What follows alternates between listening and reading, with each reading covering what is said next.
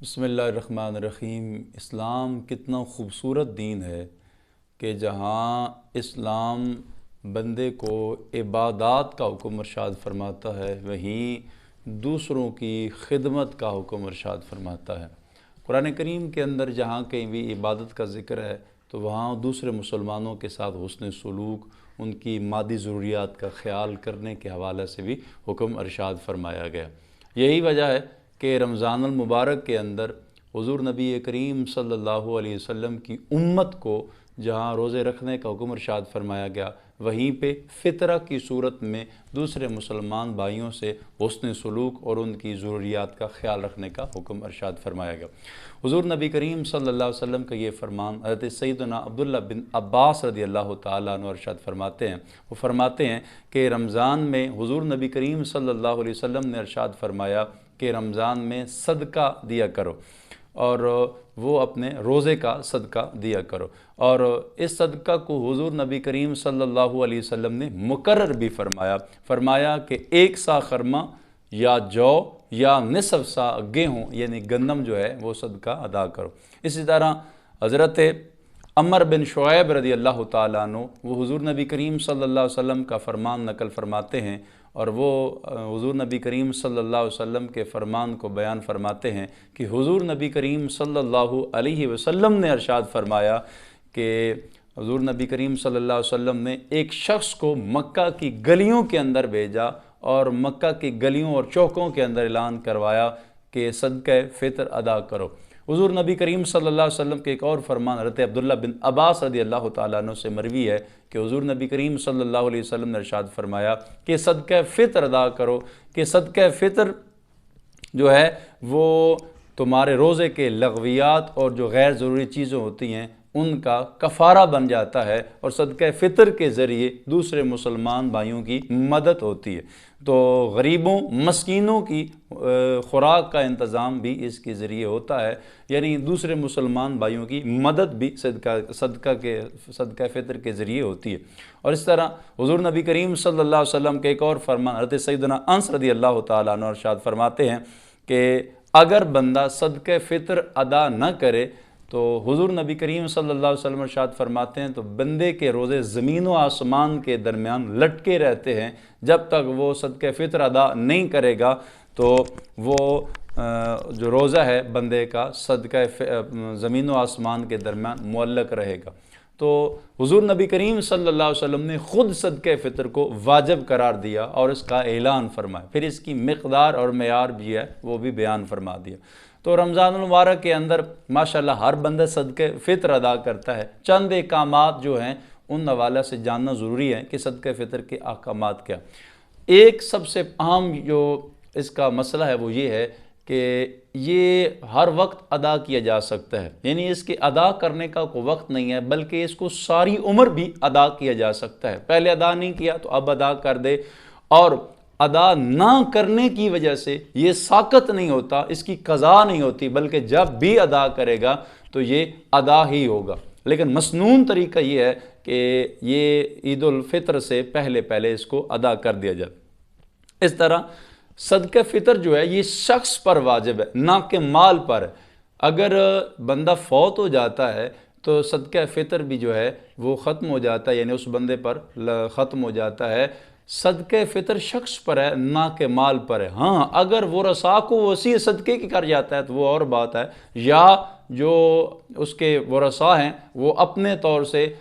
یا اس کے مال میں سے اگر وہ اس کے نام کا صدقہ دیتے ہیں تو اللہ تعالیٰ بہت بڑا کریم ہے، وہ اس کو اس کا ضرور اجر و ثواب ملے گا۔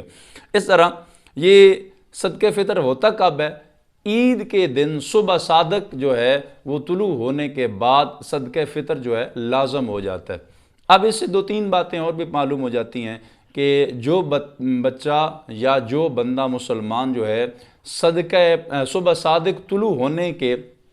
بعد جو ہے وہ پیدا ہوا کوئی بچہ، تو اب اس پہ بھی صدقہ فطر یا اس کا صدقہ فطر ادا کرنا لازم ہو جائے گا۔ اسی طرح کوئی کافر جو ہے وہ مسلمان ہوا اور صبح صادق کے بعد ہوا تو صدقہ فطر ادا کرنا لازم ہے۔ ہاں اگر کوئی مسلمان صبح صادق سے پہلے مر جاتا ہے تو اس کا صدقہ فطر ادا کرنا ضروری نہیں ہے، اس کا صدقہ فطر ادا نہیں کیا جائے۔ تو صدقہ فطر عید الفطر والے دن صبح صادق کے بعد جو ہے وہ لازم ہوتا ہے، اور اس کے لیے کیا شرط ہے کہ صدقہ فطر جو ہے ہر مسلمان آزاد پر مالک نصاب پر لازم، اور اس کے لیے عاقل کی بھی ضرورت نہیں ہے، اور اس کے لیے نہ ہی مال نامی کے ہونے کی ضرورت ہے اور نہ ہی پہ سال گزرے ہونے کی ضروری ہوتی ہے۔ تو اگر اس بندے کے پاس جو اپنی حاجات ضروریہ ہیں، ضرورت اصلی ہے، ان سے ہٹ کر مال اتنا ہے کہ وہ نصاب تک پہنچ جاتا ہے، تو اس بندے پر صدقہ فطر ادا کرنا لازم ہے۔ اس طرح صدقہ فطر ادا کرنے کے لیے مال کا باقی رہنا بھی ضروری نہیں، جبکہ زکوٰۃ اور عشر کے لیے مال کا باقی رہنا جو ہے وہ بھی ضروری ہوتا ہے۔ تو مال ہلاک ہونے کی صورت میں صدقہ فطر جو ہے وہ جو ہے باقی رہے گا، لیکن جو عشر ہے اور اس طرح زکوٰۃ ہے وہ باقی نہیں رہے گی۔ اور یہ بھی یاد رہے کہ مرد جو ہوتا ہے، جو اپنے چھوٹے بچے ہوتے ہیں، جو وہ ان کے پاس نصاب نہیں ہوتا، وہ مال نصاب کے مالک نہیں ہوتے، تو ان کا صدقہ فطر ادا کرنا جو مرد ہوتا ہے مال نصاب کا مالک ہوتا ہے، اور اس کا ادا کرنا اس پہ لازم ہوتا ہے۔ چھوٹے بچے ہیں یا اس کی بیوی ہے یا اس کے جو زیر کفالت اس کے پوتی ہے یا پوتا ہے، جو مال نصاب کے مالک نہیں ہیں، تو وہ ان کی طرف سے ادا کرے گا۔ اسی طرح صدقہ فطر واجب ہونے کے لیے روزہ ضروری نہیں ہے۔ اگر کسی بندہ نے روزہ نہیں رکھا، خواہ وہ بیمار تھا، خواہ وہ کسی عذر کی وجہ سے روزہ نہیں رکھا، یا کوئی عذر بھی نہیں تھا، نعوذ باللہ من ذالک، اس نے رمضان المبارک کے روزے نہیں رکھے، تو اس نے بھی صدقہ فطر ادا کرنا ہے اگر وہ مال نصاب کا مالک ہے۔ تو یہ بھی یاد رہے کہ ماں جو ہوتی ہے، ماں پر اپنے چھوٹے بچے کا صدقہ فطر ادا کرنا واجب نہیں ہوتا۔ اور صدقہ فطر کی مقدار کیا ہے، کتنا ادا کرنا ہے؟ تو گیہوں اگر ادا کرتا ہے تو گیہوں یا اس کا آٹا اس نے نصف سا، کھجور یا منقع یا جو یا اس کا آٹا یا ستو اس نے 1 سا ادا کرنا۔ اگر یہ کل ملا کے بات کی جائے تو یہ تقریباً 2 کلو جو گندم ہے وہ تقویٰ کی بنیاد پر اس نے قریباً 2 کلو جو ہے وہ اس نے دینی ہے۔ اس کے پیسے کر لیں تو اب جو موجودہ ملک کی صورتحال ہے وہ بدلتی ہوئی ہے، صورتحال ہے معیشت کی، اور اس میں بہت سارے مسائل ہیں، کہیں سے گندم کا کہیں اور ریٹ چل رہا ہے، کہیں سے اور چل رہا ہے۔ تو قبلہ مفتی منیب الرحمن صاحب دامت برکاتہم العالیہ اور دیگر جو بڑے بڑے علماء ہیں، انہوں نے تقوی کے پیش نظر 320 روپے جو ہے وہ صدقہ فطر کی مقدار مقرر فرمائی ہے۔ اب صدقہ فطر دینا کس کو ہے؟ تو صدقہ فطر کے مصارف وہی ہیں جو زکوٰۃ کے مصارف ہیں۔ مثلا انما الصدقات للفقراء والمساکین والعاملین علیہا والمؤلفۃ قلوبہم، یہ جو 8 جو مصارف قرآن کریم کے اندر زکوٰۃ کے بیان کیے گئے ہیں، وہی صدقہ فطر کے مصارف ہیں۔ تو جن کو زکوٰۃ نہیں دی جا سکتی ان کو جو ہے وہ صدقہ فطر نہیں ادا کیا جا سکتا۔ لیکن ایک مسئلہ یہ ہے کہ اگر جو صدقہ فطر ہے عامل کے علاوہ، عامل کے اس کے لیے زکوٰۃ ہے، فطرہ نہیں ہے، مثلا ایک بندہ جن پہ زکوٰۃ نہیں ہے ان پہ فطرہ بھی نہیں ہوگا، اور جن پہ زکوٰۃ ہے ان کو فطرہ بھی دیا جا سکتا ہے۔ تو اس کے لیے سب سے زیادہ ضروری بات یہ ہے کہ ہم اپنے معاشرے کے اندر یہ بات دیکھیں، یہ اپنے معاملات ارد گرد رہنے سہنے والے مسلمان غریبوں کو دیکھیں۔ آج کل جو ایک بہت بڑی ریشو ہے وہ یہ ہے کہ زیادہ تر لوگ سفید پوش ہوتے ہیں،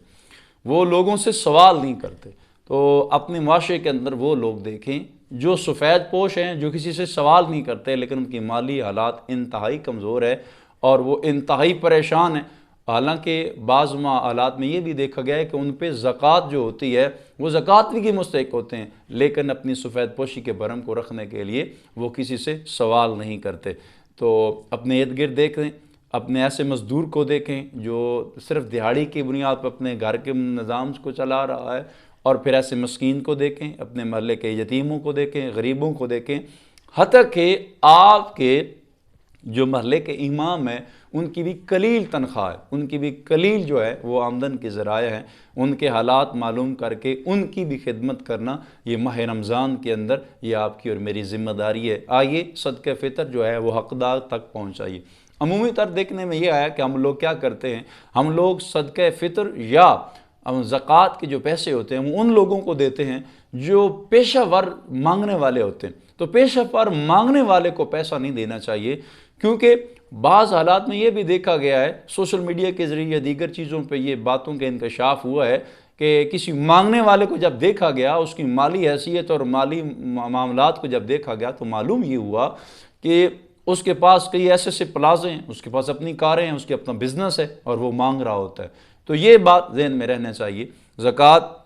یا صدقہ فطر ان لوگوں کو دینا چاہیے جو قرآن کریم کے اندر جن کے مصارف جو ہیں وہ بیان کیے گئے ہیں۔ تو صدقہ فطر کے بھی وہی مصارف ہیں جو زکوٰۃ کے مصارف ہیں۔ تو اللہ تعالیٰ کی پاک بارگاہ میں دعا ہے اللہ تعالیٰ ہم کو صدقہ فطر جو ہے وہ حقدار کو دینے کی توفیق عطا فرمائے۔ ویسے بھی جو اللہ نے مال عطا فرمایا ہے اس کو اللہ اپنی راہ میں خرچ کرنے کی توفیق عطا فرمائے، صدقہ کا ہو یا عشر کا معاملہ ہو یا زکوٰۃ کا معاملہ ہو یا ویسے مسلمان بھائیوں کی مدد کا معاملہ ہو، تو ہر وقت اللہ تعالیٰ اپنی راہ میں خرچ کرنے کی توفیق عطا فرمائے۔ آمین ثم آمین۔